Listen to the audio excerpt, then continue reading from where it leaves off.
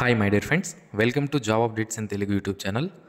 Postal డిపార్ట్మెంట్లో గ్రామీణ dock Sevak ఉద్యోగాలను భర్తీ చేయడానికి ప్రతి సంవత్సరం కూడా మనకి నోటిఫికేషన్ అనేది విడుదల చేయడం జరుగుతుంది. 2024 సంవత్సరం వరకు ప్రతి సంవత్సరం ఒక్క నోటిఫికేషన్ మాత్రమే రిలీజ్ చేసేవాళ్ళు ఇయర్కి.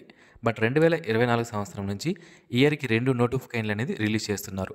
జనవరిలో ఒక నోటిఫికేషన్, అలాగే జూలైలో మరొక నోటిఫికేషన్ అనేది విడుదల చేస్తారు. ఈ విధంగా ఇయర్కి 2 నోటిఫికేషన్స్ రిలీజ్ చేయడం జరుగుతుంది. 2025 సంవత్సరానికి సంబంధించినటువంటి మొదటి నోటిఫికేషన్ జనవరిలో, అలాగే రెండవ నోటిఫికేషన్ జూలైలో విడుదల చేయబోతున్నారు. మనము ఈ వీడియోలో 2025 సంవత్సరానికి సంబంధించినటువంటి మొదటి నోటిఫికేషన్ షెడ్యూల్ 1 నోటిఫికేషన్ అనేది జనవరికి సంబంధించినటువంటి నోటిఫికేషన్ యొక్క వివరాలు ఈ వీడియోలో నేను మీకు తెలియజేస్తాను. మరిన్ని ఇలాంటి డైలీ జాబ్ అప్డేట్స్ మిస్ అవ్వకుండా పొందడానికి ఛానల్కు సబ్స్క్రైబ్ చేసుకోండి. అయితే ఈ పోస్టల్ జీడీఎస్ ఉద్యోగాలకు అప్లై చేయడానికి మనకి ఎటువంటి ఎక్స్పీరియన్స్ అవసరం లేదు. జస్ట్ మన దగ్గర 10th పాస్ అయినటువంటి క్వాలిఫికేషన్ ఉంటే సరిపోతుంది, అప్లై చేసుకోవచ్చు. అలాగే ఈ జాబ్స్కి ఎటువంటి ఎగ్జామినేషన్ కానీ ఇంటర్వ్యూ కానీ పెట్టకుండా మనకి సెలెక్షన్ చేస్తారు. ఏ విధంగా సెలెక్షన్ ప్రొసీజర్ ఉంటుంది, కావాల్సినటువంటి ఇతరత్ర క్వాలిఫికేషన్స్ ఏంటి, అన్ని వివరాలు ఈ వీడియోలో నేను మీకు తెలియజేస్తాను.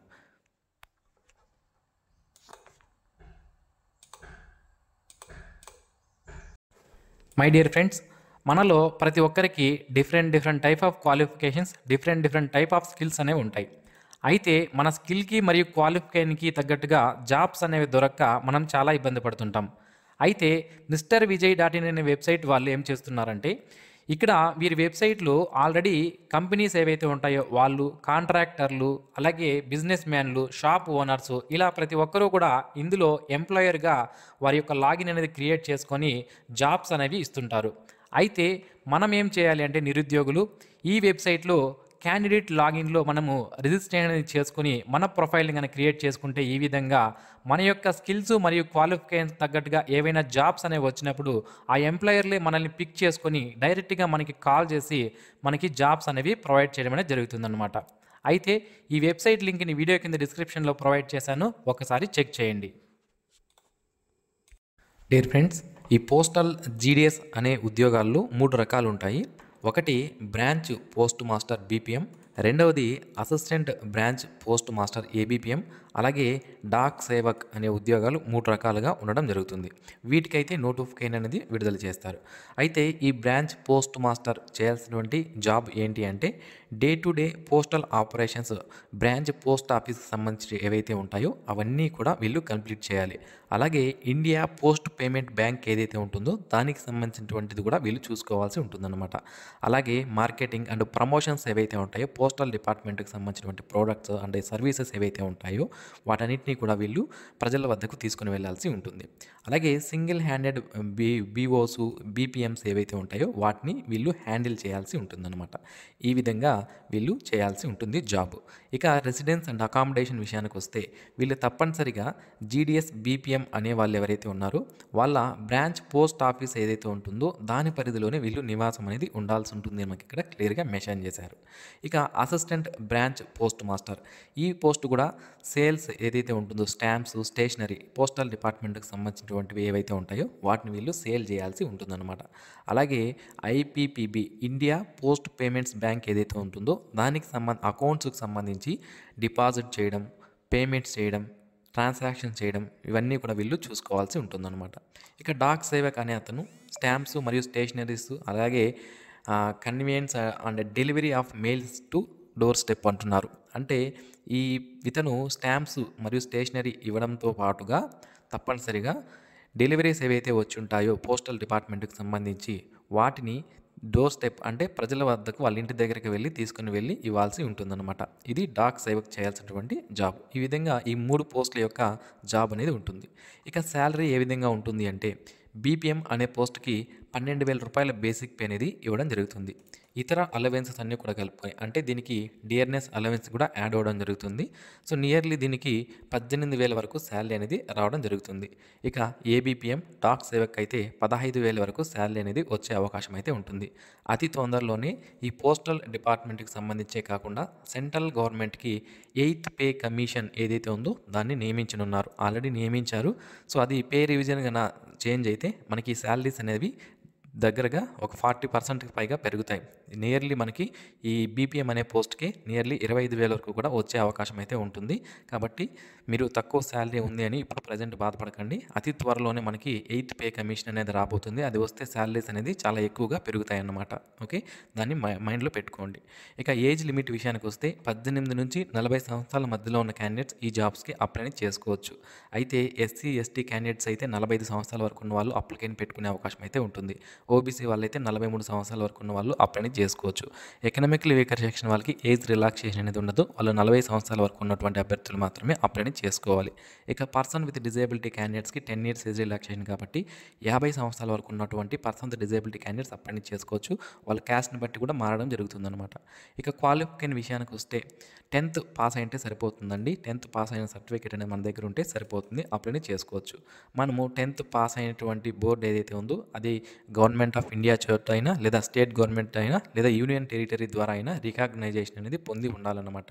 అలాగే 10th క్లాస్లో తప్పనిసరిగా మ్యాథమెటిక్స్ అండ్ ఇంగ్లీష్ సబ్జెక్ట్స్ అనేవి తప్పనిసరిగా ఉండాలి. ఈ విధంగా ఉంటేనే మనం అప్లై చేసుకోవడానికి అవకాశం అనేది ఉంటుంది. ఇక లోకల్ లాంగ్వేజ్ అనేది తప్పనిసరిగా మనం తెలిసి ఉండాలన్నమాట. లోకల్ లాంగ్వేజ్ మనం ఏ స్టేట్కి అయితే అప్లికేషన్ చేస్తామో ఆ స్టేట్స్కి సంబంధించినటువంటి లోకల్ లాంగ్వేజ్ అనేది మనకి తప్పనిసరిగా తెలిసి ఉండాలి. మనం ఆంధ్రప్రదేశ్కి అలాగే తెలంగాణకి అప్లై చేస్తాం కాబట్టి ఆంధ్రప్రదేశ్ మరియు తెలంగాణ అండ్ యానం సంబంధించినటువంటి రాష్ట్రాల వాళ్ళకి తెలుగు సబ్జెక్ట్ అనేది తప్పనిసరిగా వచ్చి ఉండాలన్నమాట. తెలుగు రాయడం, మాట్లాడడం, చదవడం ఈ 3 వచ్చింటేనే ఈ నోటిఫికేషన్కి మనము అప్లై చేసుకోవడానికి అవకాశం అనేది ఉంటుంది. ఇతర రాష్ట్రాల్లో కూడా మీరు అప్లికేషన్ కావాలంటే పెట్టుకోవచ్చు. కాకపోతే అక్కడ లోకల్ లాంగ్వేజ్ ఏదైతే ఉంటుందో అది మీకు తప్పనిసరిగా వచ్చి ఉండాలన్నమాట. ఓకే. ఇక ఈ జాబ్స్కి సంబంధించి మనకి ఇతర క్వాలిఫికేషన్స్ ఏముండాలి అంటే నాలెడ్జ్ ఆఫ్ కంప్యూటర్ నాలెడ్జ్ అనేది బేసిక్స్ మనకు తెలిసి ఉండాలి. అంత డెప్త్గా మనకు రావాల్సిన అవసరం లేదు. ప్రోగ్రామింగ్ స్కిల్స్ ఇలాంటివి ఏం అవసరం లేదు. ఏ విధంగా కంప్యూటర్ ఆన్ చేయాలి, దాన్ని ఏ విధంగా ఆపరేట్ చేయాలి, టైపింగ్ ఏ విధంగా చేయాలి. టైపింగ్ అంటే మనకి వర్డ్, ఎక్సెల్, పవర్ పాయింట్ ఉంటాయి కదా, వీటిపైన బేసిక్ నాలెడ్జ్ ఉంటే సరిపోతుందన్నమాట. ఇక నాలెడ్జ్ ఆఫ్ సైక్లింగ్ సంబంధించినటువంటి నాలెడ్జ్ అనేది ఉండాలి. అలాగే అడెక్వేట్ మనము ఎక్కడైనా నివసించే విధంగా ఉండాలి మనకి ఇక్కడ ఇస్తున్నారు. ఇక రిజర్వేషన్స్ చూసుకుంటే SC, ST, OBC, person with disability క్యాండిడేట్స్కి రిజర్వేషన్స్ అనేవి as per central government rules ప్రకారం వర్తించడం జరుగుతుంది. ఇక మెరిట్ లిస్ట్ ఏ విధంగా తయారు చేస్తారు అంటే 10th క్లాస్లో వచ్చిన మార్కుల ఆధారంగా సిస్టమ్ జనరేటెడ్ మెరిట్ లిస్ట్ అనేది తయారు చేయడం జరుగుతుంది. మనుషులు ఎవరు కూడా ఇందులో ఇన్వాల్వ్ అవ్వరు. మనము ఆన్లైన్లో అప్లై చేసుకుంటాం కదా, అక్కడ మన యొక్క పర్సంటేజ్ 10th క్లాస్లో ఎంత పర్సంటేజ్ వచ్చింది ఎంటర్ చేస్తాము. ఆ ఎంటర్ చేసినటువంటి పర్సంటేజ్ని సిస్టమ్ ప్రతి ఒక్క అప్లికేషన్ని కూడా తీసుకొని అక్కడ ఏదైతే పర్సంటేజ్ వస్తుందో దాన్ని వ్యాలిడేట్ చేసి మనకి ఫైనల్ మెరిట్ లిస్ట్ అనేది తయారు చేస్తారు. ఈ విధంగా మెరిట్ లిస్ట్ అనేది చేయడం జరుగుతుంది. ఫస్ట్ ప్రిఫరెన్స్ ఎవరికి ఇస్తారు, ఒకవేళ ఓల్డర్ ఏజ్ ఉన్న వాళ్ళకి ఇవ్వడం జరుగుతుంది. ఒకవేళ సేమ్ మార్క్స్ వస్తే ఎవరికి ఇస్తారు అనేది మనకి ఎక్కడ ఇచ్చారు. ఫస్ట్ ఎస్టీ ట్రాన్స్ ఉమెన్కి, అలాగే ఎస్సీ ఫీమేల్కి, ఎస్సీ ట్రాన్స్ ఉమెన్కి, దాని తర్వాత ఎస్సీ ఫీమేల్కి, ఈ విధంగా మనకి చూసుకురావడం అనేది జరుగుతుందన్నమాట. సో సేమ్ మార్క్స్ వచ్చిన వాళ్ళకి అన్ని జోడ్లో సేమ్ మార్క్స్ వచ్చిన వాళ్ళకి ఈ విధంగా తీసుకురావడం జరుగుతుంది. నెక్స్ట్ ఈ జాబ్స్కి సంబంధించి అప్లై చేయడానికి మన దగ్గర mark sheets, ID proof, caste certificate, person disability certificate, economical vacation certificate applicable అవుతాయి. అలాగే transgender certificate, date of birth ఇవన్నీ కూడా డాక్యుమెంట్ వెరిఫికేషన్కి వెళ్ళినప్పుడు మన దగ్గర తప్పనిసరిగా ఉండాలి. ఓకే. ఇవి నోటిఫికేషన్ సంబంధించినటువంటి వివరాలు. డియర్ ఫ్రెండ్స్, మనకి పోస్టల్ జీడీఎస్ నోటిఫికేషన్ సంబంధించి 2025 జనవరి నోటిఫికేషన్ షెడ్యూల్ 1 నోటిఫికేషన్ సంబంధించి ఇంపార్టెంట్ అప్డేట్ ఇది ఏంటి అంటే మనకి నోటిఫికేషన్ ఎప్పుడు విడుదల చేయబోతున్నారు అనేది మనకి ఇక్కడ ఈ నోటీస్లో ఇవ్వడం జరిగింది. ఇది ఎవరు రిలీజ్ చేశారు అంటే ఇది పోస్టల్ డిపార్ట్మెంట్ వాళ్ళు అన్ని పోస్టల్ జనరల్స్కి చీఫ్ పోస్ట్ మాస్టర్స్ ఎవరైతే ఉంటారో వాళ్ళకి పంపించడం జరిగింది. అలాగే జనరల్ మేనేజర్స్కి పంపించారు. ఏముంది ఇందులో అంటే జీడీఎస్ ఆన్లైన్ ఎంగేజ్మెంట్ షెడ్యూల్ 1 జనవరి 2025 నోటిఫికేషన్ అనేది మనకి తయారు చేసి ఇక్కడ మనకి డేట్స్ అనేవి ఇచ్చారు.